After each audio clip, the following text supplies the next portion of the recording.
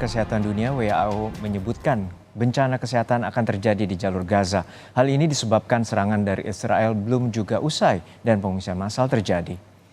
Kurangnya pasokan medis, makanan, air dan bahan bakar telah menguras sistem kesehatan yang sudah kekurangan sumber daya. Rumah sakit telah beroperasi jauh melebihi kapasitas karena meningkatnya jumlah pasien serta pengungsi sipil yang mencari perlindungan. Penyediaan layanan kesehatan penting telah sangat terganggu. WHO bekerja sama dengan mitranya untuk mengatasi kebutuhan kesehatan yang paling mendesak, termasuk melalui penyediaan pasokan medis yang dapat menyelamatkan jiwa. Kita perbaharui kondisi di Gaza bersama dengan relawan Mercy, Fikri Rofiul Haq di jalur Gaza. Assalamualaikum, selamat siang Mas Fikri. Semoga dalam kondisi selamat dan aman di sana. Mas Fikri, saat ini posisi Anda berada di Rumah Sakit Indonesia atau Wisma Indonesia atau Wisma Yose Rizal, dan bagaimana situasinya? Apakah serangan dari Israel masih terus terjadi di sana? Ya, Waalaikumsalam warahmatullahi wabarakatuh. Selamat pagi waktu Gaza, Mas. Memang saat ini kami berada di Wisma Dr. Yose Rizal yang masih satu lingkungan dengan Rumah Sakit Indonesia. Kami tim Mercy juga beberapa kali bolak-balik dari Rumah Sakit Indonesia dan ke Wisma karena jarak yang berdekatan. Dan juga kondisi saat ini di jalur Gaza masih begitu mencekam, di mana militer Israel masih terus menyerang ke seluruh jalur Gaza, terutama ke jalur Gaza bagian utara. Pada Selasa lalu juga memang pihak militer Israel membom pasar yang ada di Maskar yang hanya berjarak 1 menit saja dari Rumah Sakit Indonesia. Setidaknya dari insiden tersebut lebih dari 100 jiwa korban meninggal dan juga 300 lainnya luka-luka. Dan pada hari Rabu juga sampai hari Kamis ini korban-korban terus berjatuhan yang dilarikan ke Rumah Sakit Indonesia. Pada hari Rabu juga kemarin pihak militer Israel juga mentarget ke jalur Gaza bagian utara, di mana mereka menargetkan di sekitar area sekolahan milik PBB, di mana sekolahan tersebut banyak sekali pengungsi-pengungsi yang mengamankan diri mereka, sehingga banyak juga korban luka-luka dari pengungsi-pengungsi tersebut. Dan memang pihak militer Israel juga selalu membombardir jalur Gaza bagian utara agar tank-tank mereka bisa masuk ke jalur Gaza.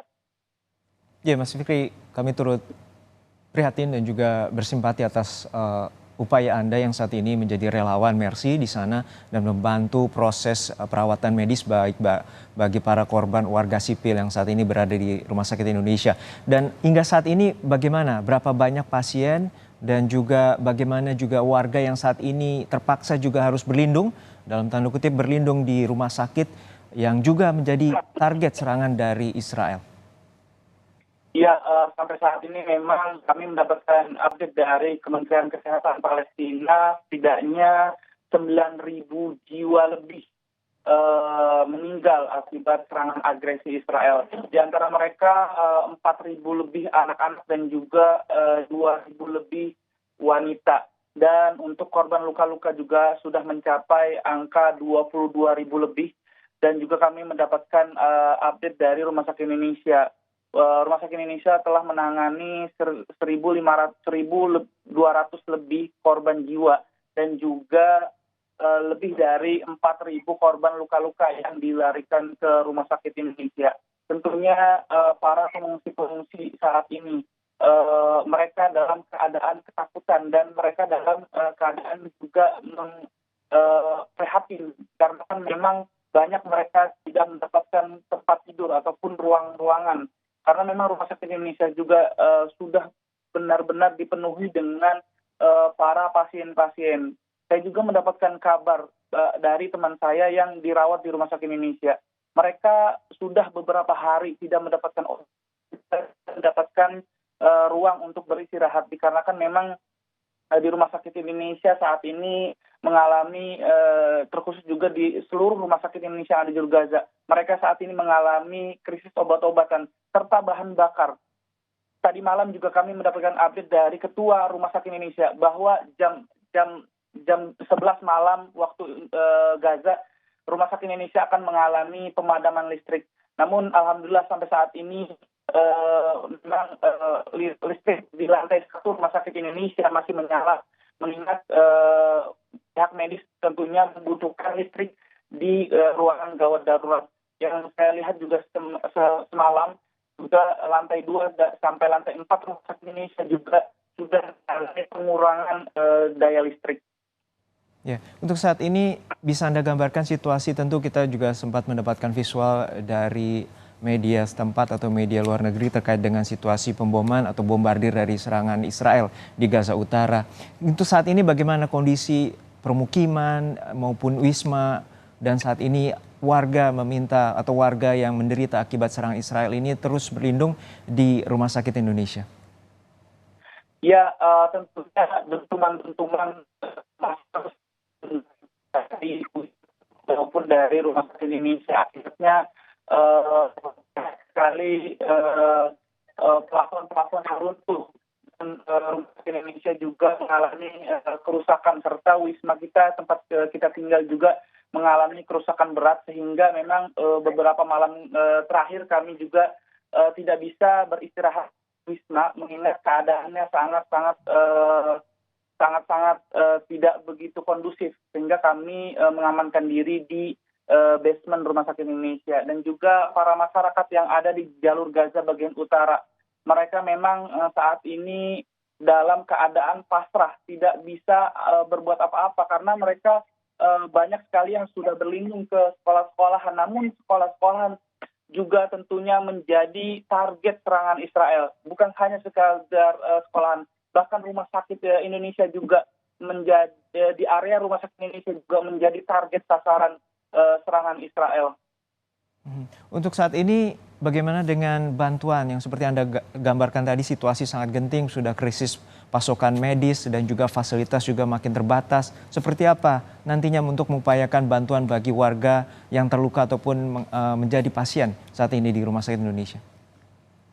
Ya, alhamdulillah juga beberapa hari yang lalu kami mendapatkan kesempatan untuk membeli obat-obatan serta alat-alat medis yang tentunya kami dapatkan di dalam jalur Gaza, dan tentunya dengan jumlah yang sedikit karena mengingat obat-obatan yang ada di jalur Gaza juga sudah sangat menipis, dan alhamdulillah kami juga sudah menyalurkan ke pihak Rumah Sakit Indonesia.